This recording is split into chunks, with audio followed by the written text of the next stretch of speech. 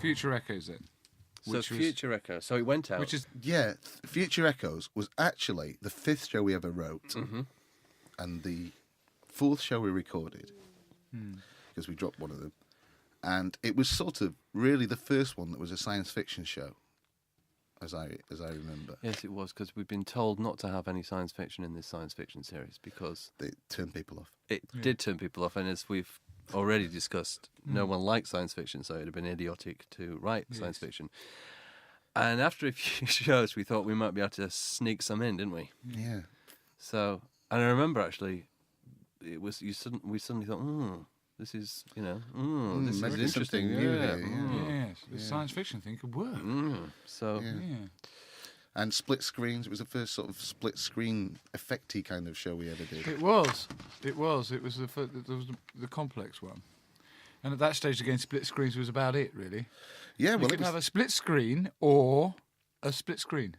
but it wasn't like everybody did split screens every other day of the week. It was a fairly rare thing on TV at the time. I remember when we went over to do the American version, and there was a split screen in that.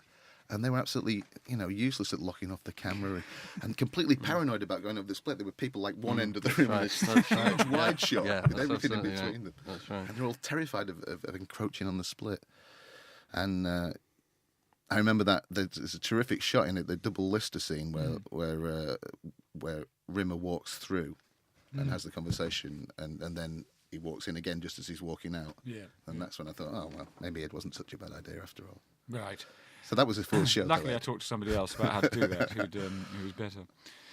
So, the Radio Times, Show 2, Red Dwarf, comedy series set in space. This is, I'm reading from the Radio Times, there's a scrapbook here. Future Echoes. Having accelerated constantly for 3 million years, Red Dwarf breaks the light barrier. Rimmer and Lister overtake themselves in time and witness images from the future. Then Rimmer sees Lister die. And here are some reviews. Right, you want to hear some excellent. good reviews? Right. We're talking in February 1988 now, yeah? We're talking about the 22nd of February, yes. Daily Mirror. Can't say I'd heard the word smeghead before this series began, but as applied to Arnold Rimmer, it seems perfect to describe a prize space head case like him. That's a good one. That is a good one. How about this one? This is a good one.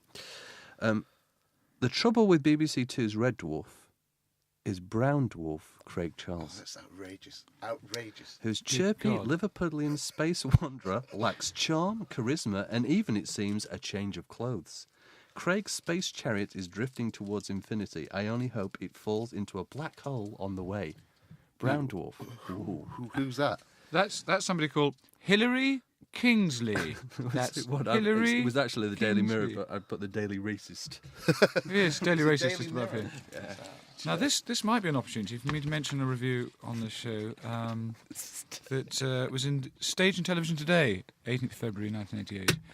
Blah, blah, blah, blah, blah, blah, blah, blah, blah, blah, blah. Far from an easy piece to direct, Ed Bye did an excellent job, and Paul Jackson was executive producer in this series. So, I don't think there's anything more interesting you can really say about that particular episode. I didn't know your mum worked for the station. Keep my mum out of this. Yes, so Future Echoes. It was quite tricky to shoot and difficult to write, presumably.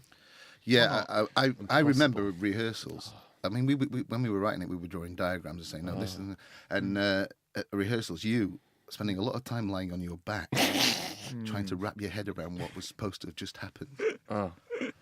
And we were all just, That double scene, the echo scene. The double scene. The difficulty with the double scene is you can't really rehearse it because you get somebody else to play the person who's coming in the other side to meet themselves. Yeah. And you go, right, now you're you, and that person is you too. Now you can be you again. And then you go and have lunch. And that's what happened, I think. Yeah, but what I enjoyed most about it was a science fiction, and it was it was a time conundrum show, which I love those shows. I love split screen shows and time conundrum shows. I can't have enough of those. But it hadn't really been done on television, and Star Trek started doing it very strangely soon after. Really? Yeah. That's very, very peculiar, isn't it? Yeah. It's very odd, isn't it? Yeah. It's one of those synchronicity things. It's almost as peculiar as Voyager having hard-light holograms and Being marooned millions of light years from... so weird one too. Yes. Yeah. It's almost so strange, the X-Files being called the X-Files. So, right, there's nothing. That's not the same at all, actually. No. No. Sorry about that. But there is no connection. No. Although we did, what was that series we were at? The Y-Files, remember that? My God, sir. You think that The could be? Y-Files? About those two. Fully in Skiles? Yes, that's right. Oh, Fully in Squalder. Squalder, that's right. Squalder, that's right. Yeah, Scully and Squalder come in with some torches. I remember it. I remember And the you outline. never turn the lights on. That's right. Mm.